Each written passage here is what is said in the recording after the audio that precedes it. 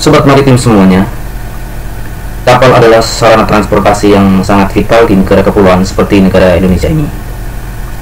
Sehingga barang-barang atau logistik atau hasil tambang dari satu pulau ke pulau yang lain bisa didistribusikan dengan baik.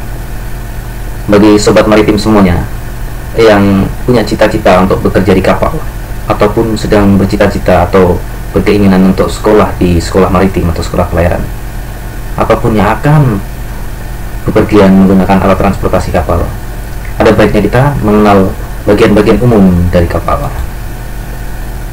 Bagian-bagian umum itu antara lain yang depan ini, yang paling depan, dimana arah kapal itu berjalan ke arah bagian tersebut adalah haluan kapal, atau depannya dari kapal itu adalah haluan kapal.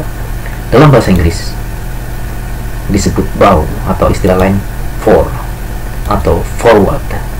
Dan bagian yang belakang dari kapal itu dalam bahasa Indonesia disebut buritan, atau dalam bahasa Inggris aft atau stern.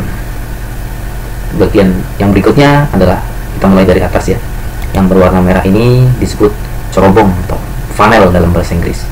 Di bagian tersebut biasanya dipasang logo dari perusahaan kapal tersebut, atau logo atau inisial dari perusahaan tersebut.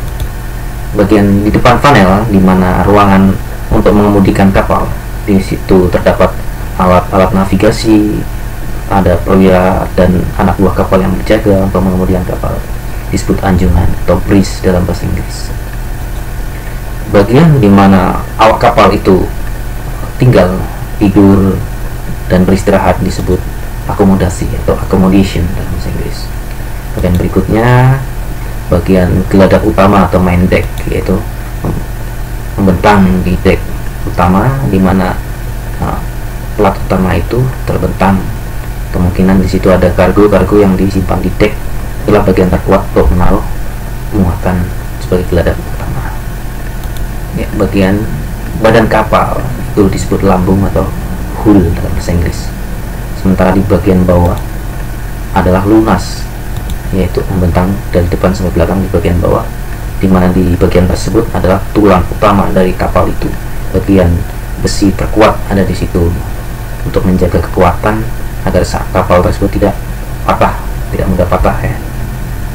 Bagian berikutnya di bagian bawah paling depan ini, menonjol ke depan, disebut bulbus bow ya. Biasanya berfungsi untuk memecah gelombang ya, agar kapal tidak terlalu terpengaruh oleh alunan dari gelombang. Biasanya dibuat bagian yang menonjol ke depan ya. Di belakangnya ada bulat-bulat hitam silang putih itu disebut bow thruster, yaitu di situ ada mesin yang berfungsi untuk mendorong haluan itu agar bisa bergerak ke kiri atau ke kanan dengan mudah saat kapal sedang bermanuver untuk sandar ataupun berlepas dari dermaga ya. Yang warna kuning itu disebut baling-baling atau propeller, yaitu bagian dimana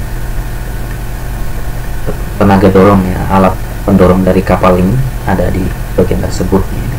Bagian ini diputar oleh mesin utama dari kapal yang mendorong kapal itu maju ya. Di belakangnya adalah kemudi atau rudder dalam bahasa Inggris, berfungsi untuk membelokkan kapal ke kiri dan ke kanan ya. Selanjutnya kita mengenal ukuran memanjang dari kapal ya. Sebelumnya kita buat dulu garis waterline, yaitu garis permukaan air di mana batas kapal tenggelam di air. Dari waterline itu, bagian yang terendam di depan sampai ke bagian as dari kemudi itu disebut panjang lambung bebas atau length between perpendicular. Selanjutnya adalah bagian ujung terdepan sampai bagian ujung belakang, itu dinamakan panjang keseluruhan atau length overall ya dalam bahasa Inggris, panjang keseluruhan dari kapal tersebut ya. Dari batas yang tenggelam di ujung depan kapal sampai ujung depan belakang dinamakan panjang antara garis air, panjang paras air ya, atau length of waterline. Selanjutnya dari as kemudi sampai dengan ujung terdepan kapal adalah panjang yang terdaftar di biro klasifikasi biasanya, length register. Kemudian kita mengenal penampang yang melintang dari kapal. Ya, penampang melintang dari kapal kita buat lagi waterline di sini. Iya, kita tulis W L atau waterline.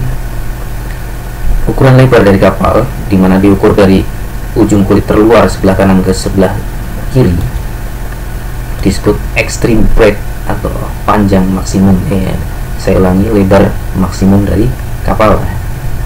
Kemudian ya, extreme breadth, lebar dari kulit dalam dari lambung kapal dari kanan ke kiri disebut multi breadth atau lebar yang terregistrasi. Kemudian dari lebar palka dalam kulit palka sebelah kiri ke dalam kulit palka sebelah kanan disebut tonnage breadth ya. Ada kemudian ya, kapal itu tentu permukaan gelagatnya tidak rata flat ya. Di bagian tengah sini agak meninggi dari bagian tepinya. Yang selisih antara tepi geladak ini dengan puncak dari tinggi geladak ini disebut chamber. Kemudian kita buat garis tengah-tengah disebut centerline ya, garis sumbu tengah. Ya, dari waterline ini ke geladak terendah dari kapal disebut freeboard ya, atau lambung bebas. Kemudian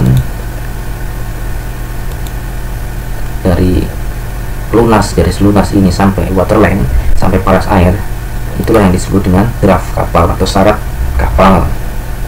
Kemudian dari lunas sampai dengan geladak terendah dari kapal disebut depth molded ya, dari lunas sampai geladak utama yang bagian terendahnya ya. Kemudian dari bagian tertinggi dari geladak sampai bagian kulit terdalam di bawah sini disebut register depth ya.